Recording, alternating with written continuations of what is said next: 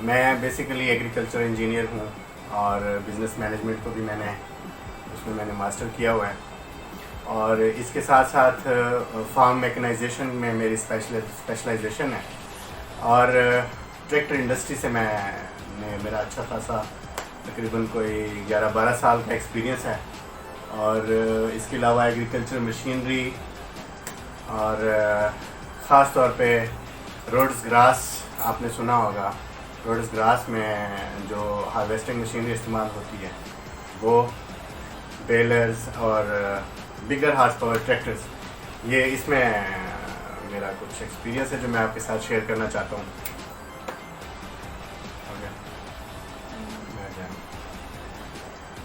جی جناب، تو بات ہو رہی تھی پاکستان میں ٹریکٹرائزیشن کی اور فارم میکنائزیشن کی۔ میں تھوڑا سا آپ کو بتا دوں کہ پاکستان میں ٹریکٹر انڈسٹری کا جب آغاز ہوا 1960s میں، صدر ایوب خان صاحب کے دور میں پاکستان میں ٹریکٹرز جو ہے نا انٹروڈیوس کروائے گئے تھے۔ اس وقت پاکستان میں پاکستان ٹریکٹر کارپوریشن تھی جو پاکستان میں ٹریکٹرز امپورٹ کر کے لاتے تھے۔ خاص طور پہ اس وقت جو برانڈز آئے تھے ان میں میسی فرگوسن تھا، فیٹ تھا اٹیلین برانڈ، اور اس کے علاوہ اور بھی کچھ برانڈس تھے جو اس وقت، لیکن زیادہ جو ڈومینیٹ کر کے گئے ہیں وہ وہاں پہ میسی فرگوسن اور فیٹ برانڈ جو ہے نا یہ ڈومینیٹ کر گئے۔ 1980s کے سٹارٹ میں پرائیویٹائزیشن ہوئی، لوکل مینوفیکچرنگ کے لیے جو ہے نا وہ پلانٹ لگائے گئے۔ الغازی ٹریکٹرز لمیٹڈ جو کمپنی بنائی گئی جو فیٹ ٹریکٹر کو امپورٹ کرتے تھے، اور اس کا ایک اسمبلنگ پلانٹ جو ہے نا وہ یہاں ڈیرہ غازی خان میں لگایا گیا۔ اس کے ساتھ ساتھ ملٹ ٹریکٹرز نے جنم لیا، اور ملٹ ٹریکٹرز جو ہے وہ میسی فرگوسن کو برانڈ کو ریپرزینٹ کر رہا تھا اور بزنس کر رہا تھا پاکستان میں، لوکل اسمبل کر رہے تھے اس کو لاہور میں، شیخ پورہ روڈ پہ ان کا پلانٹ ہے۔ تو یہ کمپنیاں پاکستان میں آپریٹ کرتی رہیں۔ دوسرے بھی برانڈ جیسے بیلارس اور جان ڈیئر اور IMT یہ بھی وقتاً فوقتاً پاکستان میں انٹروڈیوس ہوتے ہیں، لیکن وہ کمپنیاں کچھ خاص پنپ نہیں سکی ہیں۔ فورڈ بھی پاکستان میں لایا گیا، لیکن کمپنیوں کے جو ایک بیک اپ ہوتا ہے، جو کمپنی کو سپورٹ ہوتی ہے اس طرح کی وہ نہیں ملی۔ کافی سارے کرائسز ہوئے ان کے، جن کی وجہ سے وہ کمپنیاں تھوڑی بیک آف ہو گئیں، اور الغازی ٹریکٹرز لمیٹڈ اور ملت ٹریکٹرز لمیٹڈ جو ہیں وہ پاکستان کی انڈسٹری میں انہوں نے اپنے پیر جما لیے۔ کچھ گورنمنٹ کی سکیمز آنی شروع ہو گئیں وقت کے ساتھ ساتھ۔ 1990s میں کچھ آئیں، بے نظیر صاحبہ کے دور میں کچھ بیلارس ٹریکٹرز کو امپورٹ کیا گیا، اور ساتھ میں جو لوکل مینوفیکچر ہو رہے تھے ٹریکٹرز اسمبل ہو رہے تھے جیسے فیٹ اور میسی فرگوسن، کچھ شیئر مارکیٹ کا ان کو بھی ملا سبسڈائزڈ ریٹس کے اوپر۔ اور اس کے ساتھ ساتھ 1999 میں جب پرویز مشرف صاحب نے جب ٹیک اوور کیا تو اس وقت ٹریکٹرز کی پرائسز کو جو ہے نا وہ بالکل فریز کر دیا گیا۔ آپ بھی جانتے ہوں گے کہ اس وقت ملت کا جو میسی فرگوسن MF 240 ہے 240، وہ تقریباً 3,19,000 کے پرائس کے ساتھ پاکستان میں مارکیٹ ہو رہا تھا، اور الغازی ٹریکٹرز لمیٹڈ کا فیٹ 480 وہ 3,20,000 کے ساتھ پاکستان میں مارکیٹ ہو رہا تھا۔ تو یہ پرائسز جو تھیں یہ مشرف دور میں تقریباً 10 سال تک فریز رہی ہیں، اور اس دوران جتنی بھی مارکیٹ میں ویریشنز آئی ہیں پاورٹی کے حساب سے، اکانومی کے حساب سے، ان کا ان کے اوپر کوئی امپیکٹ نہیں آیا۔ پرائسز بالکل فریز رہیں، اور فارمرز کمیونٹی کے لیے ایک بہت ہی خوشائند بات تھی۔ لیکن مشرف صاحب کے دور کے بعد زرداری صاحب کا دور سٹارٹ ہوا، تو زرداری صاحب کے دور میں چونکہ انفلیشن جو ریٹ تھا وہ تھوڑا بڑھنے لگ گیا، اور اس کے ساتھ ساتھ کمپنیز کو بھی اجازت دے دی گئی کہ وہ اپنی پرائسز انکریز کر سکتے ہیں، تو وقتاً فوقتاً کمپنیاں بھی اپنی پرائسز انکریز کرتی ہیں۔ اب یہ جو سن 2000 کی جو دہائی ہے، اس دہائی میں جان ڈیئر ٹریکٹر کو بھی پاکستان میں لایا گیا۔ کچھ پولیٹیکل جو انفلوئنسز ہوتے ہیں یا پولیٹیکل انوائرمنٹ جو پاکستان کا تھا وہ اس طرح کا فیوریبل نہیں رہا اس کمپنی کے لیے، وہ کمپنی آہستہ آہستہ بیک آف ہو گئی۔ حالانکہ بہت اچھا ٹریکٹر تھا وہ بھی، جیسے میسی فرگوسن آپ سب کی چوائس ہے، یا الغازی ٹریکٹرز لمیٹڈ کے جو فیٹ نیو ہلینڈ ٹریکٹرز ہیں یہ بھی آپ لوگوں کی بہت زبردست چوائس ہے۔ تو ان کے ساتھ ساتھ جان ڈیئر بھی جو ہے نا ایک بہت اچھی آپشن تھی فارمرز کے لیے، اور بڑی زبردست پرائسز کے ساتھ جو ہے نا اس میں مارکیٹ ہو رہے تھے۔ لیکن انفارچونیٹلی کچھ پولیٹیکل انوائرمنٹ اس قسم کا ہوا کہ وہ کمپنی جو ہے وہ زیادہ پریویل نہیں کر سکی۔ خیر قیمتوں کی بڑھنے کا سلسلہ چلتا آیا. جو ٹریکٹر 3,20,000 روپے کا تھا وہ پرائسز وقتاً فوقتاً بڑھتے آج جو اس کی لیٹسٹ پرائسز ہیں آپ بھی سمجھتے ہیں کہ وہ تقریباً 9,45,000 9.5 لاکھ روپے تک وہ پہنچ چکی ہیں. خیر اس میں کچھ ڈالر کے ریٹ میں جو فلکچویشنز آئی ہیں ان کا بھی امپیکٹ ہے, کچھ پاکستان میں انفلیشن ریٹ کے اوپر بھی امپیکٹ آیا ہے, کچھ جو الیکٹریسٹی کے چارجز بڑھے ہیں اس کا بھی الٹیمیٹلی اس مینوفیکچرنگ کے اوپر امپیکٹ آیا. تو یہ سارے جو ایلیمنٹس ہیں یہ اکٹھے ہو کے ٹریکٹرز کی پرائسز کے اوپر جو ہے نا انہوں نے انفلوئنس کیا. اور آج میں سمجھتا ہوں کہ فارمر کمیونٹی جن پرائسز کو فیس کر رہی ہے, پہلے میں تھوڑا سا آپ کو بتاتا چلوں کہ سن 2000 کی دہائی میں یہ ٹرینڈ تھا کہ تقریباً فارمر جو تھے وہ موسٹلی ہر سال نہیں تو کم از کم 2 سال بعد وہ ٹریکٹر تبدیل کرتے تھے. تو نئے ٹریکٹرز کی جو چوائس تھی, آپشن تھی, یا ان کو خریدنے کی جو قوت تھی فارمرز کی, وہ سفیشینٹ تھی کہ وہ خریداری ان کی ہو رہی تھی. لیکن اس کے ساتھ ساتھ جیسے پرائسز بڑھتی گئیں تو پھر معاملہ جو ہے نا تھوڑا سا فیوریبل نہیں رہا, خاص طور پہ نئے ٹریکٹرز کی سیل میں.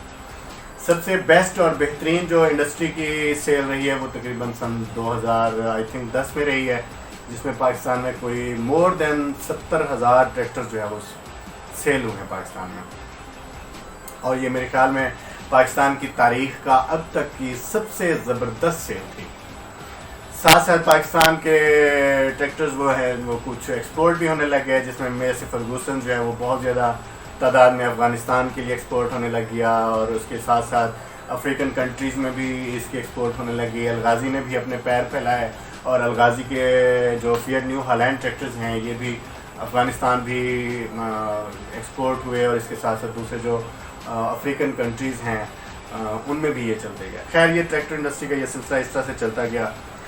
ایک اس میں تھوڑی سی جو پازیٹیو بات آئی ہے وہ یہ ہے کہ ان کمپنیوں نے ٹائم کے ساتھ ساتھ جو ماڈل اس وقت یہ 1980s میں تھے یا 1990s کے سٹارٹ میں تھے, اس میں تھوڑی سی یہ چینجز لے کے آئے ہیں. نیو ماڈلز جو ہے نا وہ اس میں انٹروڈیوس کروائے گئے ہیں, جس میں سمجھتا ہوں کہ پہلے صرف 50 ہارس پاور اور 75 ہارس پاور ہوتے تھے. اس کے بعد پھر وہ 55 ہارس پاور سے یا 50 ہارس پاور سے تقریباً 65 ہارس پاور کی رینج میں بھی ٹریکٹرز انٹروڈیوس کروائے گئے ہیں. اس کے ساتھ ساتھ جناب 75 سے امپروو کر کے 85 ہارس پاور میں بھی ٹریکٹرز امپروو کیے گئے ہیں. اس کے ساتھ ساتھ خاص طور پہ نیو ہالینڈ برانڈ کے اندر جو لفٹومیٹک ٹیکنالوجی ہے ہائیڈرولک سسٹم سے ریلیٹڈ ٹریکٹرز کے اندر, وہ ایک میرے خیال میں ٹرکش برانڈ LM سیریز میں لائے گئے تھے tractors. I think NH 5556 NH 6056 جو 55 ہارس پاور اور 65 ہارس پاور کی رینج میں یہ ٹریکٹرز تھے. یہ ٹریکٹرز لفٹومیٹک ہائیڈرولک سسٹم کے ساتھ انٹروڈیوس کروائے گئے, جو کہ ایک سٹیبل اور میرے خیال میں جو ایک قسم کا بہت حد تک لینڈ کی لیولنگ میں جو ہے نا وہ کافی ہیلپ فل ہوتے تھے. خیر یہ تھوڑی سی چینجز اور آئی ہیں ٹریکٹرز میں, لیکن کوئی خاص میں سمجھتا ہوں کہ ان میں امپروومنٹ اس طرح سے نہیں لائی گئی جیسے پوری دنیا میں ٹریکٹرائزیشن میں جس طرح سے چینجز آئی ہیں, یا جو جدت باقی دنیا میں آئی ہے وہ پاکستان میں اس طرح کی جدت نہیں لائی گئی.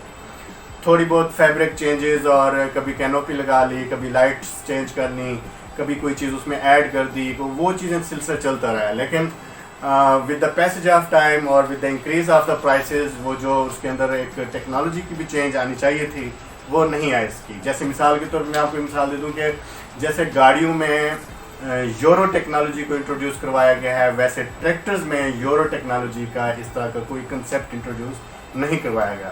مجھے یاد ہے کہ میرے ایک دوست ہیں, وہ بھی ایگریکلچر انجینئر ہیں, بہت اچھے میرے دوست ہیں, وہ کوریا میں اپنی PhD کر رہے تھے اور ان کی اسپیشلائزیشن تھی کہ جو انجینئر سمجھتے ہوں گے جو فلیش پوائنٹ ہوتا ہے فیول کی برننگ کا, اس کے اوپر وہ ریسرچ کر رہے تھے کہ ہم کس طرح سے اس کو مور ایفیشینٹ بنا سکتے ہیں کہ جس سے لویسٹ کوانٹٹی آف فیول کے ذریعے ہم ہائیسٹ پاور پروڈیوس کر سکیں.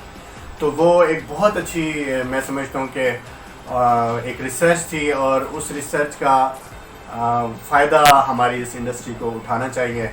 اور آپ لوگوں میں سے اگر کوئی اس حوالے سے مجھ سے کوئی کویشچن کرنا چاہیں, مجھ سے کوئی بات ڈسکس کرنا چاہیں, اور میرے اس ایکسپیرینس کے حوالے سے مجھ سے کوئی رہنمائی لینا چاہیں, تو میری طرف سے آپ کو آفر ہے I am all the times available for you. आप जब चाहें मुझसे बात कर सकते हैं, नीचे दिए हुए कमेंट्स के साथ आप मुझसे बात कर सकते हैं, मुझसे कोई बात शेयर भी कर सकते हैं, अपना नॉलेज मुझसे शेयर कर सकते हैं.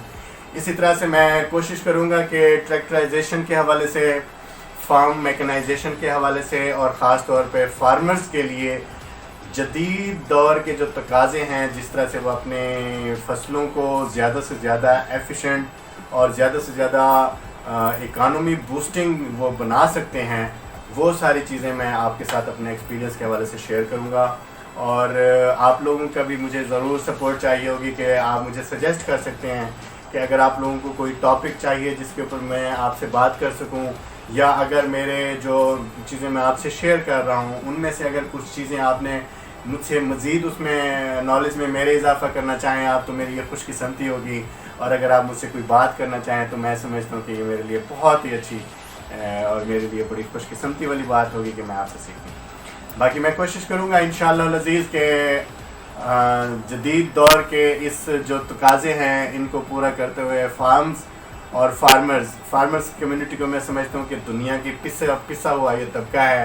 क्योंकि जितने भी इंडस्ट्रीज़ हैं, मैं हमारे एक हमसाया मुल्क हैं, उनकी मैं एक एडवर्टाइजमेंट एक दफ़ा मैं देख रहा था, तो वो उसमें बोल रहे थे कि एक किसान उगाता है और पूरा देश खाता है. कितनी प्यारी बात है. काश हमारे मुल्क में भी इस स्पिरिट को थोड़ा सा उजागर किया जाए, इस स्पिरिट को थोड़ा सा पॉलिश करके इसके अंदर जो है ना एक जान डाली जाए, तो मैं समझता हूँ कि हमारी फार्मिंग कम्युनिटी जो है वो जी उठेगी. तो मेरी कोशिश रहेगी इंशाअल्लाह अज़ीज़ के आप लोगों से रिलेटेड जितने भी इश्यूज़ हैं, जितने भी प्रॉब्लम्स हैं, उनको भी एड्रेस करूं और आप लोगों को मैं सजेस्ट कर सकूं कि आपके लिए बेस्ट क्या है. Thank you so very much. इंशाअल्लाह अज़ीज़ अपनी नेक्स्ट वीडियो के साथ मैं फिर हाजिर हूँगा. तब तक के लिए आपसे इजाज़त चाहता हूँ. अल्लाह हाफ़िज़.